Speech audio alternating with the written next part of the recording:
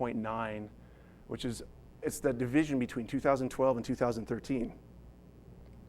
That's a significant thing because when you look into the Torah, a child wouldn't actually be responsible for keeping the law until he was in that margin between 12 and 13. Hebrews would measure age from the first year birth would be 1, not like when we wait till someone actually is born and then hits 1. So it's that margin between 12 and 13 where you become responsible for the law. So in nautical miles, then, using 360 degrees in a circle, you end up with a 33.33 degree swath of the Earth equaling this, 2012 nautical miles. What's astounding about this is that this proportion has existed for hundreds of years. That's why 33 is such a big deal when it comes to the navigators, the travelers to the east, the fraternal orders of Illuminati. There's more to this. These symbols will pin down exactly why 2012 is significant and other signs that can pin down exactly where it falls chronologically in our history. As you can see, this is a fleur-de-lis. These were put on the north edge of the compass roses.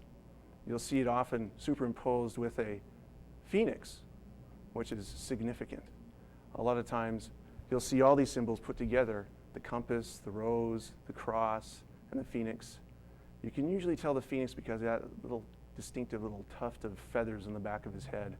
Looks like an eagle, but it's a phoenix, especially when it's combined with these symbols.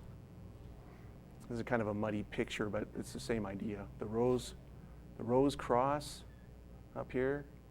Here's a red cross and the compass, and then your phoenix underneath.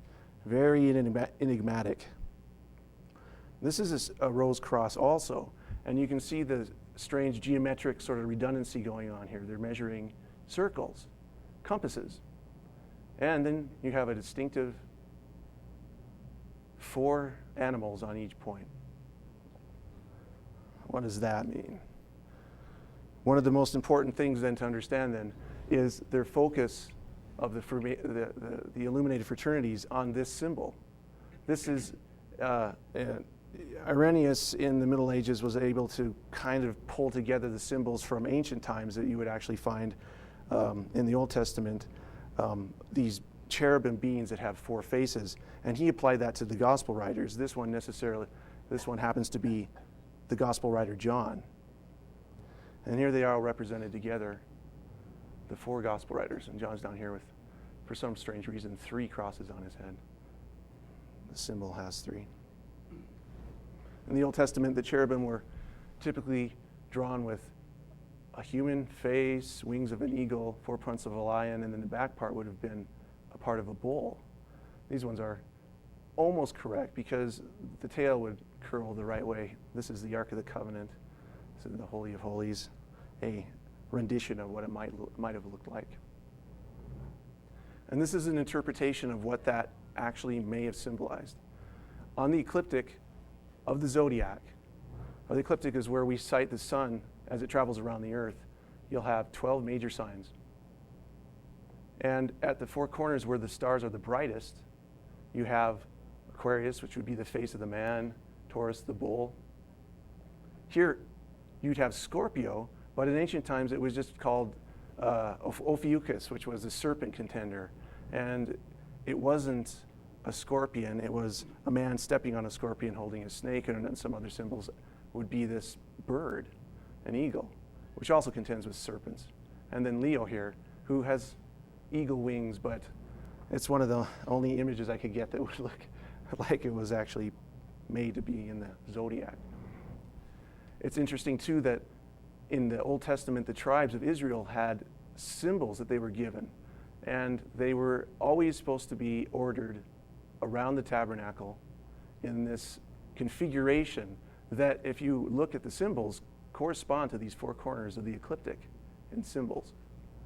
And here, the eagle is at the north, which corresponds to the tribe of Dan. There's more to this symbol. You'll see in grimoires and works of Freemasonry a connection between this eagle symbol and this Ouroboros, as it's called, the tail eater, or what Jung has actually talked about as some symbol that means cycles of time. But it is ubiquitous. It goes all over the world. It's ancient. It's one of the most ancient symbols there are. This is an Aztec one. Here's one from a gravestone in England. Of course, the Chinese one. This one is interesting because it comes from a postcard from Rosh Hashanah. And this is depicted as, it's actually a fish that they eat during the beginning of the new year. And it actually says here, Leviathan. So if you go and look up Leviathan in a concordance, in a dictionary of Hebrew, you'll actually find out that it does indeed mean to connect, a serpentine form connected. And you'll find that if you look at the zodiac and the four corners of the zodiac, there's something very interesting about its configuration in heavens. This is the Milky Way. It crosses two places only on the ecliptic, here and here. And you'll notice that it's right next to the eagle. In fact, it's a very important place because this, the Milky Way, actually does in fact appear like a serpent. This is its mouth, its eye, and the tail that's going into its mouth. Here's it enhanced for you. And I'm still facing the same way here. There's the mouth and the tail going into the mouth. Here's a close-up of the same thing. And the eagle appears right over its head. This is galactic central point. We're looking at the galaxy that we're in at a very shallow angle, on edge. And this is where the center of the galaxy is. And this always is there on this ecliptic point. It doesn't move along here, neither does this side. It's always fixed here. The only thing that moves is our perspective as we move through here when we look at the sun. We're just going around the sun, and we're sighting the sun through the zodiac through every year. And this is basically where the eagle would appear. Now, I'm sure people are going to start seeing a similarity between the myth of the phoenix rising from the ashes of his demise, a glowing pyre, and being reborn. Because this is the area where this actually takes place, it becomes very significant if you know that there's an actual thing that's happening as we move every year through this ecliptic. It's called the precession, and it means that we will sight the, let's move back here. We will sight the sun through here at a certain point in the year. And every year, it'll move the most minuscule amount. In fact, it'll take 72 years for us to move 1 degree and actually see the sun rise in a different place along this ecliptic. It takes exactly 25,920 years to move in one complete circuit. And it's interesting that you'll see this oftentimes in illuminated manuscripts, the word Leviathan here, Leviathan, and then this, it's a circumscribed pentagram. And the reason for that is, it's an equation in geometry. It explains precession. Here you have 360 degrees, and between each one of these points of a circumscribed pentagram, you'll have 72 degrees. Multiply them together, you get exactly the length of time it takes to move one circuit in precession. And that's why it's such a big deal.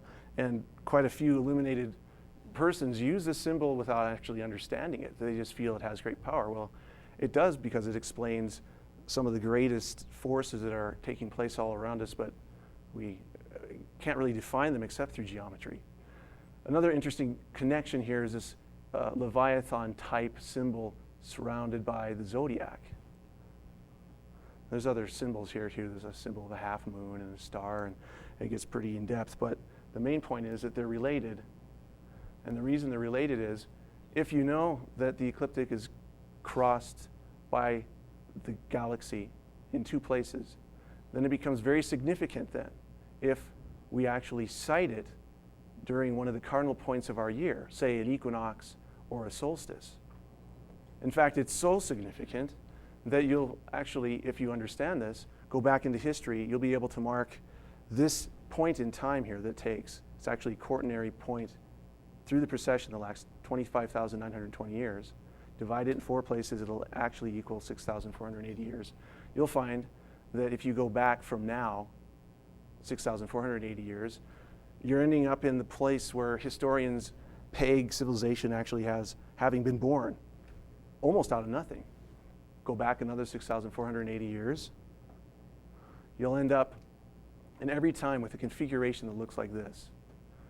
Geologists actually mark that year of 2 quaternary precessions with the division between the Pleistocene and the Holocene, where there was a massive global die-off. This is what this looks like.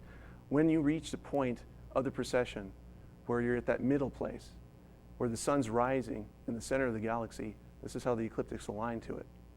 And this will occur one day out of the whole year, but when this is aligned to one of our equinoxes or solstices, it takes on extreme significance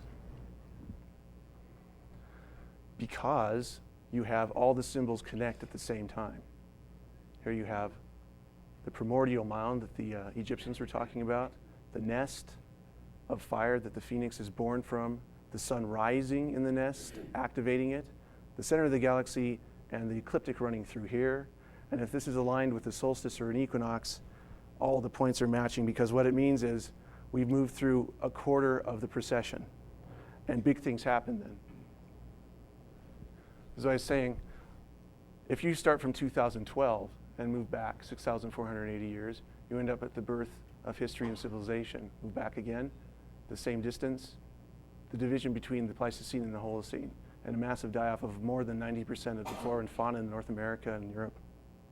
Move back again, height of the glacial epoch, and before that, you can actually find no trace of the more ancient hominids. Mankind, Homo sapiens, seems to have been installed here on the Earth.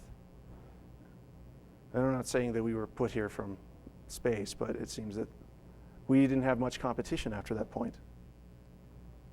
This is when this symbol will happen again, on the winter solstice, 2012.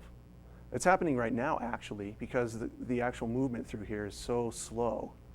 But it's significant that if you tie this in with the 33 1/3 degrees in the navigational system that's revered by the illuminated societies, you end up with quite a lot of